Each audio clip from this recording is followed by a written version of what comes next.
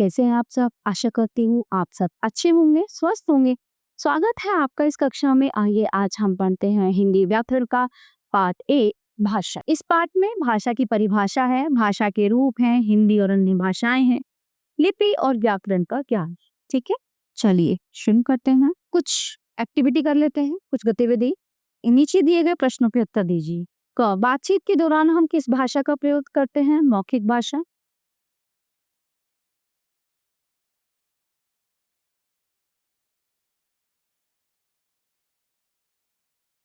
किसी के द्वारा कही गई बात को हम कैसे समझते हैं? सुनकर।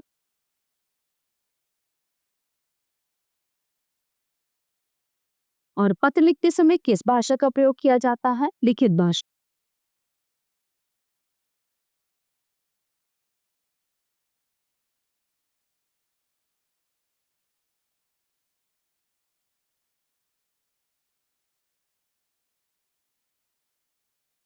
बच्चा इस चित्र को ध्यान से देखिए। दो सहेलियां आपस में बातचीत कर रही हैं। ठीक है।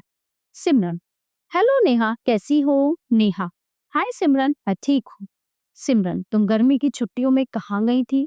तो नेहा कहती है, मैं अपनी नानी के घर हैदराबाद गई थी। तुम बताओ, तुम कहाँ गई थी?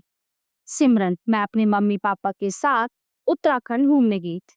यह बहुत ठंडी जगह है। तो नेहा कहती है, अच्छा, अगले साल मैं भी वहां जाने की कोशिश करूंगा। चलो अब मैं चलती हूँ, बहुत देर हो रही। सिमरन, ठीक है, बाय बाय। नेहा और सिमरन ने एक दूसरे से बात की और एक दूसरे की बातों को सुनकर और समझकर जवाब दी। तो इस प्रकार भाषा के माध्यम से ही लोग बोलकर अपने विचार प्रकट करते हैं। दूसरे लोग सुनकर उनके विचारों को समझते हैं। इसी तरह भाषा के माध्यम से एक दूसरे के विचारों को समझा जा सकता है। भाषा मतलब अगर हम किसी से कुछ कहेंगे नहीं, किसी भाषा में बोलेंगे नहीं, तो जो है दूसरा व्यक्ति हमारी बात नहीं समझ सकता। ठीक है, तो यही कारण होता है कि हम किसी को भी अपनी बात बोलकर लिखकर जो है समझाती है।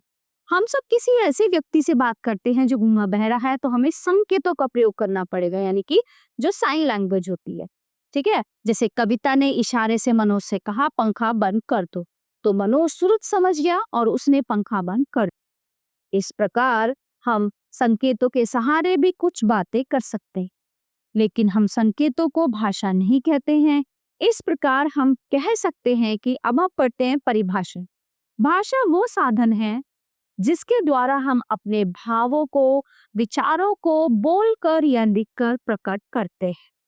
ठीक है, एक बार फिर मैं आपको समझा देती हूँ कि भाषा वो साधन है जिसके द्वारा हम अपने विचारों को बोलकर या लिखकर प्रकट करते हैं। ठीक है।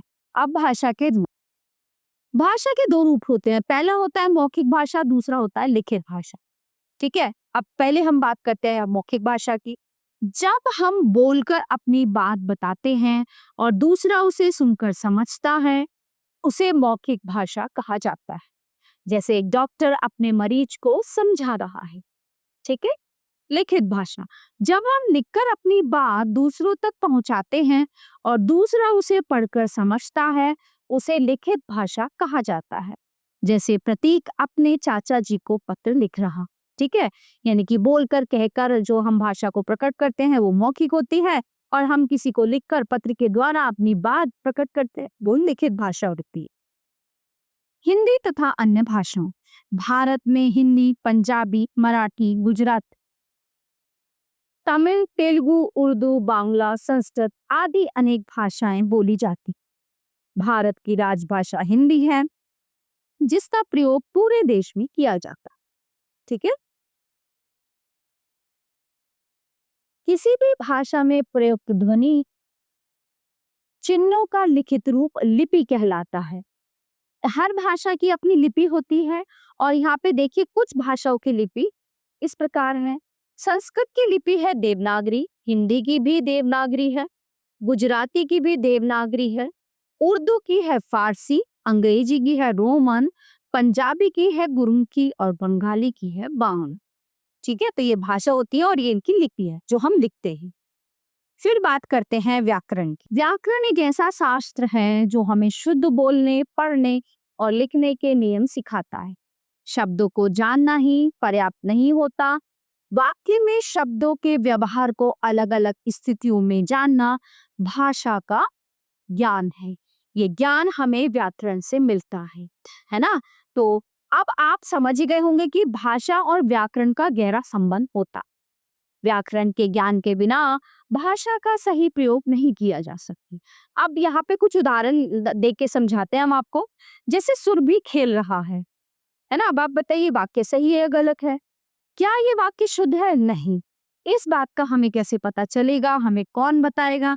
इसकी जानकारी हमें व्याकरण से ही प्राप्त होती है।